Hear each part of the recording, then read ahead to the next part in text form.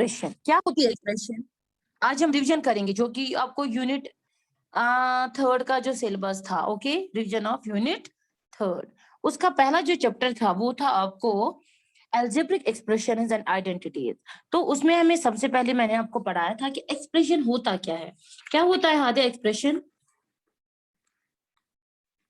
Ma'am expressions में होते हैं वेरिएबल्स और कांस्टेंट्स, वो वेरिएबल्स और कांस्टेंट से बनता है। एंड ऑपरेशन, जैसे कि मेरे पास है एक एक्सप्रेशन है 4x+5।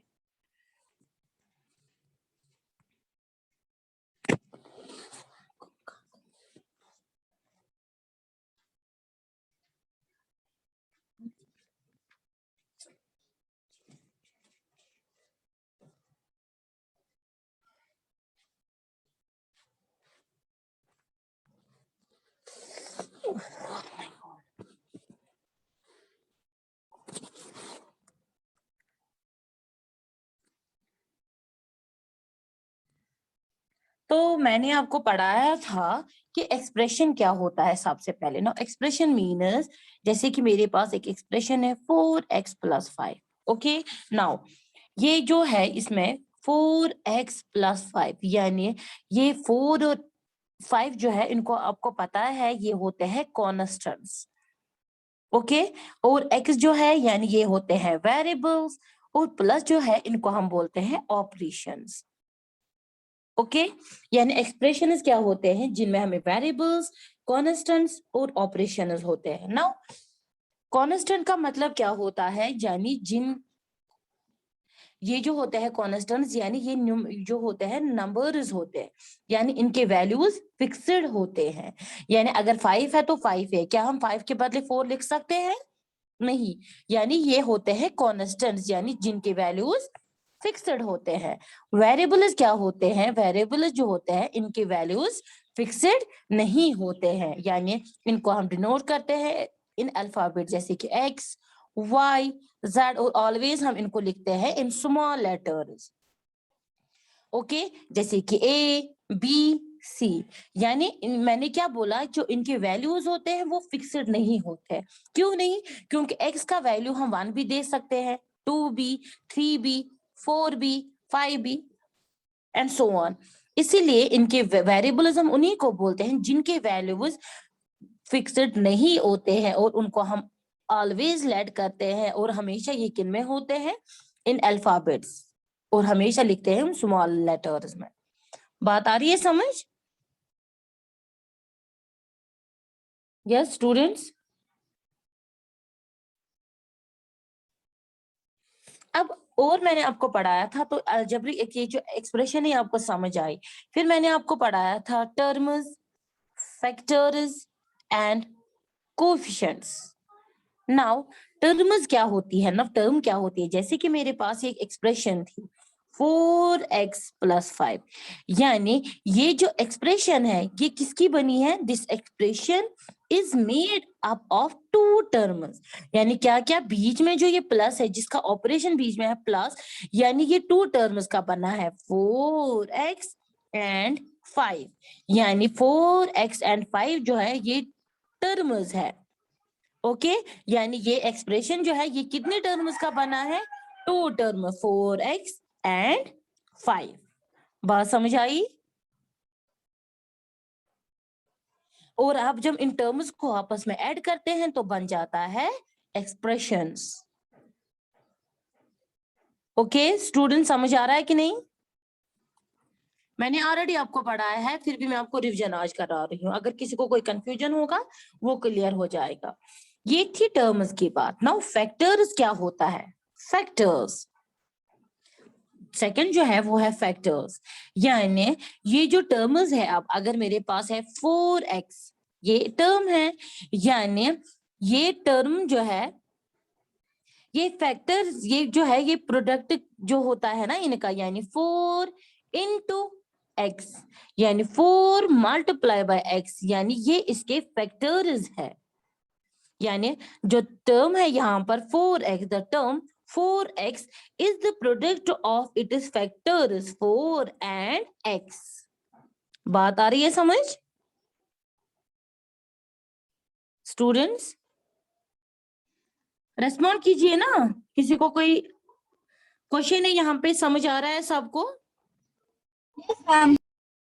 ओके नाउ, यानी अब अगर 4x के फैक्टर्स जो है वो है 4 एंड x, अब अगर 5 है मेरे पास, ओके ये कांस्टेंट है एंड एक जस्ट वन टर्म है, यानी इसका जो फैक्टर होगा the term 5 is made of just one factor that is 5, यानी 5 का जो फैक्टर है वो 5 है, बिकॉज 5 1 आर 5, यानी इसको हम बोल सकते हैं it is just made up of one factor that is 5।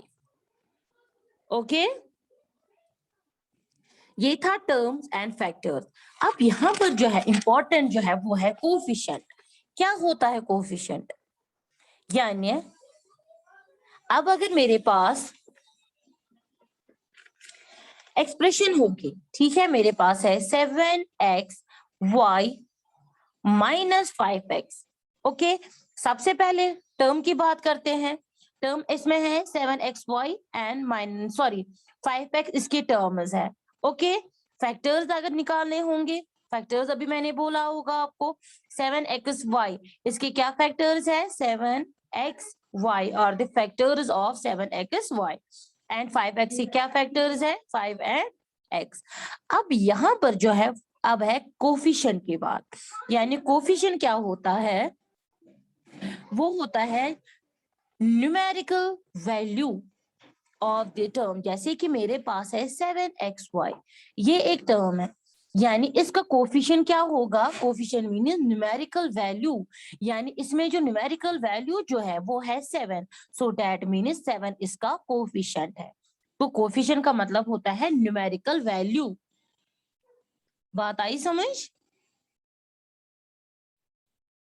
इसी तरीके से अगर मैं बोलूंगी -5x, यहाँ पर जो है, यहाँ पर दूसरी जो टर्म है वो है 5x, यानी इसके सामने जो है 5 है, यानी इसका इस टर्म का जो न्यूमेरिकल कोफिशिएंट होगा, यानी इसका जो कोफिशिएंट होगा वो होगा -5, यानी -5 इस -5x यानी -5x जो टर्म है इसका कोफिशिएंट जो होगा वो होगा -5। सिंपली आपको याद रखना होगा न्यूमेरिकल फैक्टर, या हम बोलेंगे न्यूमेरिकल वैल्यू। बात समझ आ रही है? Yes students. अब अगर मैं आपको क्वेश्चन पूछूंगी, मेरे पास है x² y² minus 10x² y plus 5xy² minus 20। Okay simply सबसे पहले मुझे लिखना है फैक्टर्स, टर्म्स, और दूसरा है पहले मैं लिखूंगी टर्म ताकि आपको अच्छे से समझ आए। टर्म, फैक्टर्स, न्यूमेरिकल, या हम लिखेंगे कोफिशिएंट। ओके देखिए पहले टर्म क्या क्या है यहाँ पे, x² y², 10x² y, 5xy² and 20। Okay ये इसके क्या है, टर्म्स। फैक्टर्स क्या क्या है, x² y² के क्या फैक्टर्स है, x multiply by x multiply by y multiply by y, क्योंकि x के ऊपर 2 है y के ऊपर 2 है। इसी तरीके से 10x² के फैक्टर्स क्या है, 5 2 are 10 multiply by x multiply by x multiply by y, ये इसके फैक्टर्स निकले। नाउ 5xy² के फैक्टर्स क्या है, 5 multiply by x into y into y। 20 के क्या निकले, 5 इंटू 2 इंटू 2, हम ऐसे भी लिख सकते हैं या 20 भी हम लिख सकते हैं इसके फैक्टर्स, या आपको पता है हाउ टू हम कैसे फैक्टर्स निकाल सकते हैं, वो आएगा 5 2 are 10 10 2 are 20। ओके अब यहाँ पर जो है वो है कोफिशिएंट, यानी कोफिशिएंट मतलब न्यूमेरिकल वैल्यू। क्या आ जाएगा, अब यहाँ पर जो है x² y², यानी इसके आगे जो है इसके, यानी इसका जो न्यूमेरिकल वैल्यू होगा x से पहले, यहाँ पर न्यूमेरिकल वैल्यू क्या आ जाएगा, 1। बात आ रही है समझ की नहीं? आप बोलेंगे मैम कुछ नहीं है, नहीं, हर एक अगर मैं इसको 1 के साथ, यानी इसका जो न्यूमेरिकल फैक्टर होगा वो 1 होगा, क्योंकि x से पहले हम 1 अगर लिखेंगे तो वो वैसे भी 1 ही होगा, क्योंकि अगर हम x को मल्टीप्लाई करेंगे 1 के साथ वो x ही आ जाएगा। यानी इसका न्यूमेरिकल जो फैक्टर होगा, कोएफिशिएंट जो होगा वो 1 होगा। बात समझ आ रही है कि नहीं? यस स्टूडेंट्स, किसी को कोई confusion, any question? Irtika, Hadiya, Farhana, ये समझ आ रहा है?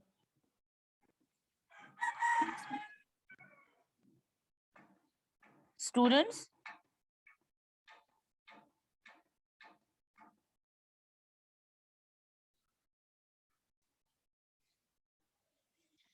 जवाब तो दीजिए, कोई क्वेश्चन है? समझ आ रहा है सबको?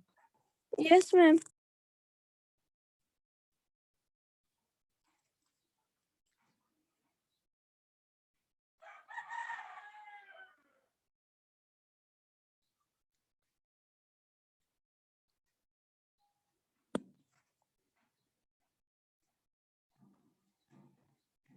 अब आप देखिए, मैंने क्या लिखा था, टर्म फैक्टर्स कोफिशिएंट। अब यहाँ पर जो है, सॉरी मैंने यहाँ पर -10 नहीं लिखा था, तो टर्म में जो है वो माइनस है तो माइनस हम लिखेंगे, और +5x और है ये -20। ओके, तो साथ में हमें यह माइनस लिखने की जहां पर जरूरत है। अब जो है कोफिशिएंट, कोफिशिएंट का यानी -10x² y का कोफिशिएंट क्या होगा, यानी इसका न्यूमेरिकल वैल्यू क्या होगा? आप बताइए हादिया, क्या होगा -10x² y का न्यूमेरिकल वैल्यू या कोफिशिएंट जिसको हम बोलते हैं? इसका होगा -10। शाबाश, -10। सेम 5xy² का क्या होगा, आप बताइए फरहाना? 5 गुड। एंड -20 का न्यूमेरिकल वैल्यू क्या होगा, वो मुझे आप बताइए।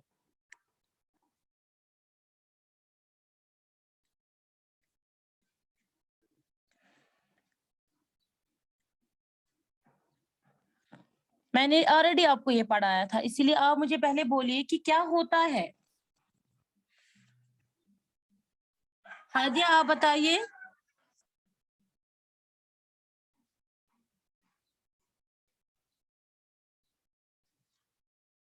Yes ma'am. क्या है इसका, -20 का क्या होगा numerical coefficient, numerical value? Ma'am इसका -20 होगा।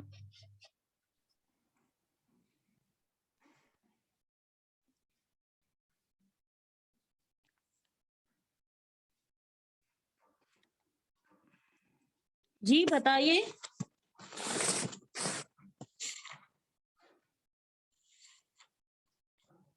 मैम इसका -20 ही आएगा न्यूमेरिकल वैल्यू।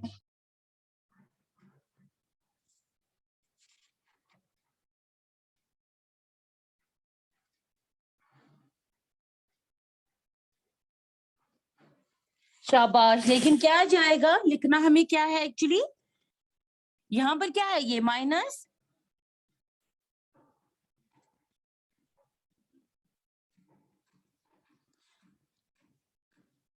माइनस में है तो -20। ठीक है, ये था टर्म्स, फैक्टर्स एंड कोफिशिएंट। इसके बाद अगर आपको याद होगा, मैंने आपको पढ़ाया था, जो मैंने आपको इसके बाद जो मैंने आपको पढ़ाया था, वो मैंने आपको पढ़ाया था मोनोमियल्स, बाइनोमियल एंड ट्राइनोमियल। ठीक है, या तो होगा क्यों? तो सबसे पहले जो एक्सप्रेशंस होती है उनमें हमने कुछ टाइप्स पढ़े थे। तो सबसे पहले हमें था monomial, binomial, trinomial and polynomial. क्या होता है मोनोमियल? Yes, anyone? मैम वो एक्सप्रेशन जिसमें सिर्फ एक ही टर्म हो उसे मोनोमियल कहते हैं। शाबाश, यानी क्या क्या है, एक तो है मोनोमियल, सेकेंड जो है वो है बाइनो, थर्ड जो है वो है trinomial, fourth one is polynomial. Now अब आपको समझना है क्या है। देखिए मोनोमियल क्या होती है, वो expression that contains only one term, यानी वो एक्सप्रेशन जिसमें खाली वन टर्म होगी, जैसे कि 7x 5y 3z, यानी ये क्या है, ये इसमें खाली एक टर्म है, यानी 7x 5 वो एग्जाम्पल में दे रही हूँ, 3z में दे रही हूँ, यानी मोनो मतलब क्या होता है, वन। आपको ऐसे भी किसी, जैसे कि बच्चों को कंफ्यूजन हो जाता है क्या होता है मोनो, क्या होता है बाई, आपको याद रखना है मोनो मतलब वन, यानी वो एक्सप्रेशन जिसमें खाली वन टर्म हो, यानी कि 7x। ठीक है। नाउ बाइनोमियल, बाइनो आपको कैसे याद रखेगा, binomial expressions that contains two terms, यानी वो एक्सप्रेशन जिसमें टू टर्म्स होगी, 7x प्लस y। दूसरे एग्जांपल 3z प्लस 3, ओके, यानी इसमें क्या आ गई, two terms, 7x and y are two terms, यानी बाइनो, बाई का मतलब टू, बाई का मतलब टू, आपको ये ऐसे याद रखना है। यानी बाइनोमियल क्या मतलब होता है, expressions that contains two terms is called a binomial. Third जो है वो है ट्राइनोमियल। नाउ ट्राइनोमियल क्या होता है, एक्सप्रेशंस कंटेनिंग थ्री टर्म्स, यानी 7x प्लस 2y प्लस 3। दूसरे एग्जाम्पल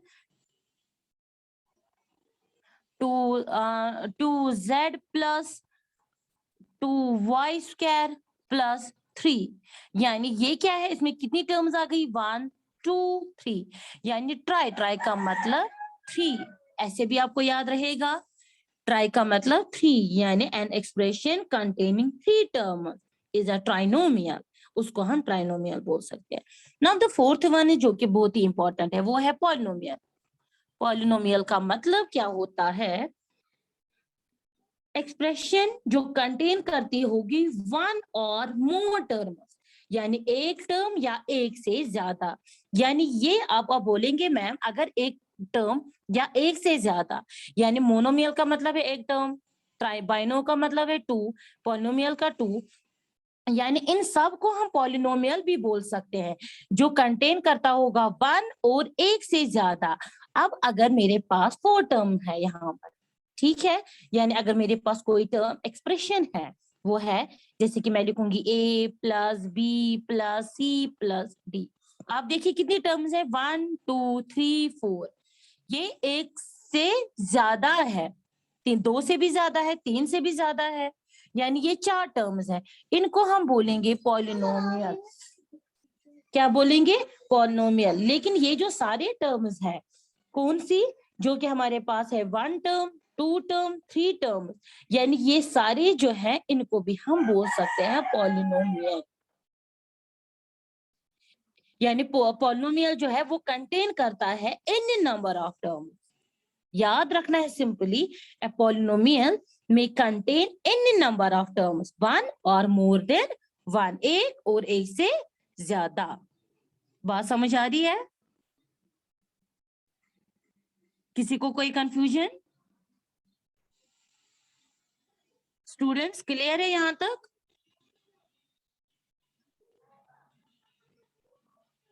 यही मैंने आपको Yes, ma'am. पढ़ाया था, यही हमारे है इसमें अलजेब्रिक, और इसमें आगे भी बहुत कुछ है जो कि हम, जिसका हम थोड़े इन दिनों रिवीजन करेंगे। आज तो हमारा, आपको पता है हमारा सिलेबस कंप्लीट है, तो आज से मैंने आपको रिवीजन करवाया, और इन जो जो टॉपिक्स मैंने पढ़ाए हैं आपको, उस पे आपको इंशाल्लाह एग्जाम में भी उसी पे क्वेश्चंस होंगे जो जो मैंने आपको पढ़ाया है, ठीक है।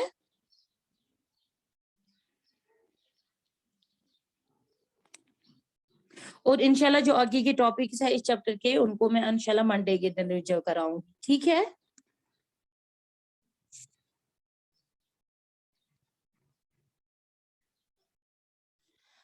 तो स्टूडेंट्स, आ